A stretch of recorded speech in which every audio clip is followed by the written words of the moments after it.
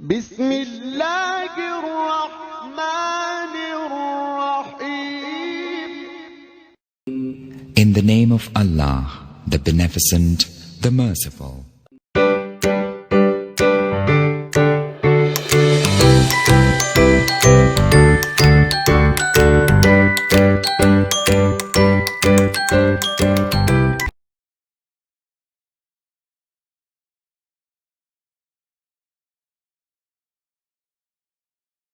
औज़ुबिल्लाहि मिनश्शैतानिर्रजीम बिस्मिल्लाहिर्रहमानिर्रहीम। मेरे प्यारे बच्चों, मेरे YouTube चैनल में आप सभी का इस्तकबाल है। अगर ये वीडियो आपको पसंद आए तो लाइक और शेयर ज़रूर कीजिए, सब्सक्राइब करना ना भूलिए ताकि आपको अपडेट इस वीडियो के मिलते जाएंगे। इसके पहले वीडियो में जो है हमने जोड़ाक्षर समझ में लिया था। जोड़ाक्षर यानी क्या, इससे पहले मैं बताया था कि संयुक्त व्यंजन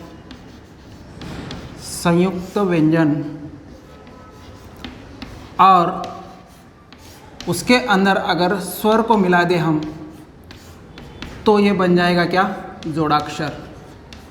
इसको क्या पढ़ेंगे हम, जोड़ाक्षर।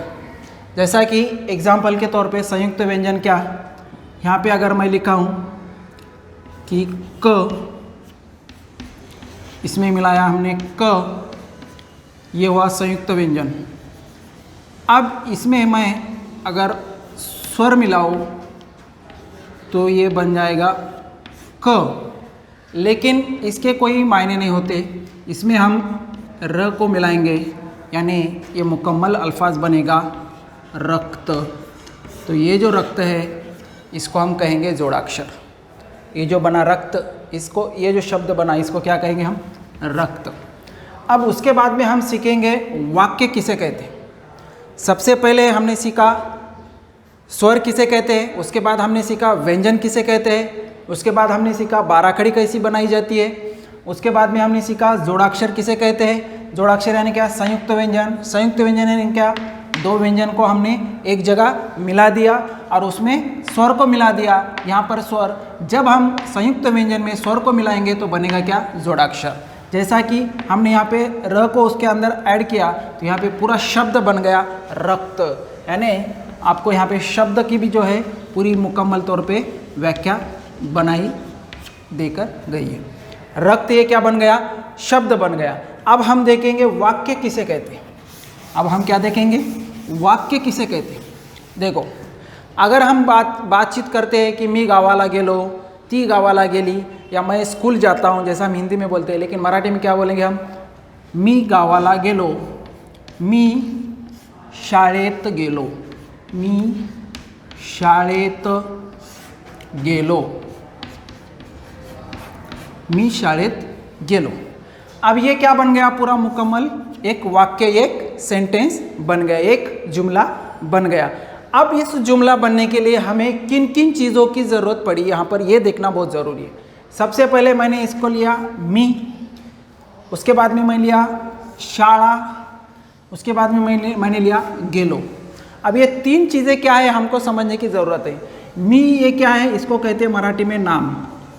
इसको मराठी में क्या कहते हैं, नाम। गेलो को क्या कहते हैं मराठी में, क्रियापद। इसको क्या कहते हैं, क्रियापद। अब ये क्या है, शाळेत। शाळेत ये क्या है, ये भी क्या है, इसके बारे में इसको अधिक जानकारी दे रहा है। तो यहाँ पे शाळा क्या हो गया, ये भी क्या हुआ, नाम हुआ, राइट। अब मी शाळेत गेलो, मी शाळेत गेलो, ये क्या हो गया, पूरा वाक्य तैयार हुआ। अब वाक्य तैयार होने के लिए एक तो नाम, क्रियापद या फिर सर्वनाम, क्रियापद, ये आपके पास होना बहुत ज़रूरी है। अब हम एक एक से सीखेंगे कि नाम किसे कहते हैं, सर्वनाम किसे कहते हैं, क्रियापद किसे कहते हैं। लेकिन उससे पहले जो है हमको बाराखड़ी का, मुकम्मल बाराखड़ी की जो सीरीज़ हमने चालू की थी, उस बाराखड़ी के सीरीज़ के अंदर हमें आज सीखेंगे कि हम क, का, की, यहाँ पे सिर्फ हम काना, यहाँ पे वेलांटी और यहाँ पे वेलांटी, इसको कहते हैं ह्रस्व वेलांटी। इसको क्या कहते हैं, ह्रस्व वेलांटी। और इसको कहते हैं दीर्घ वेलांटी। इसको क्या कहते हैं? दीर्घ वेलांटी। दोनों में फ़र्क क्या है? इसको थोड़ा सा धीरे पढ़ा जाता है जैसा कि, और इसको क्या है, थोड़ा सा आवाज़ लंबी निकाली जाए जैसा कि दीर्घ। दीर्घ यानी क्या? लंबी, की कर कर बुलाया जाता है। अब हम ह्रस्व वेलांटी से पहले जो काना वाले शब्द है, उस काना वाले शब्द हम पूरे पढ़ेंगे या फिर यहाँ पे सीखेंगे। जैसा मैं पहला शब्द लिखता हूँ काका। पहला शब्द क्या लिखूँगा मैं? काका। दूसरा शब्द लिखूँगा मामा। सिर्फ हम यहाँ आज काना वाले शब्द सीखेंगे। पहला हुआ काका, काका कहते हैं चाचा को। दूसरा शब्द है मामा, मामा कहते हैं मामू को। दूसरा शब्द है सांप। यहाँ पे क्या लगा हुआ है? काना लगा हुआ है। अब प में कोई काना मात्रा वेलांटी नहीं है। सांप, सांप यानी क्या? सांप। उसके बाद में हम लिखेंगे यहाँ पे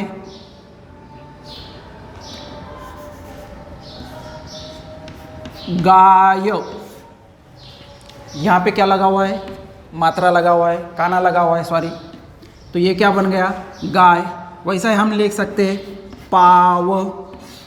पाव जो हम रोज़ खाते हैं, पाव कहेंगे उसको। ये क्या है? यहाँ पे काना लगा हुआ है।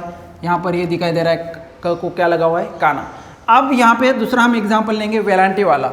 जैसा मैं पहले लिखा है यहाँ पे कीव। कीव, ये क्या बन गया शब्द? कीव। ये क्या है? पहले वेलांटी। अब मैं दूसरी वेलांटी लिखूंगा किंकर। यहाँ पर क्या हो गए? दूसरी वेलांटी। यानी आप घर में बैठे जगह पर सिर्फ आज हम काना, एक काना वाला और एक पहली वेलांटी और दूसरी वेलांटी, ये सिर्फ 3 बार खड़ी अगर हम मुकम्मल याद करेंगे तो हमें ये जो शब्द है आसानी से हम घर बैठ के तैयार कर सकते हैं। अब मैंने यहाँ पे फॉर एग्जांपल के लिए मुझे जो चाहिए था वो मैंने यहाँ पे शब्द लिखा, लेकिन आप घर पर अपने कॉपी के अंदर ऐसे बहुत सारे शब्द तैयार कर सकते हो। इस क के जगह तुम ख का इस्तेमाल कर सकते हो, च का इस्तेमाल कर सकते हो, प का इस्तेमाल कर सकते हो, या फिर ग का इस्तेमाल कर सकते हो। जितने भी हमारे अंदर मूलाक्षर है, एक एक मूलाक्षर को यहाँ पर लेंगे और यहाँ पर आप क्या करेंगे? उसकी मश्क करेंगे। उम्मीद करता हूँ कि आपको ये वीडियो पसंद आया होगा। अस्सलाम वालेकुम।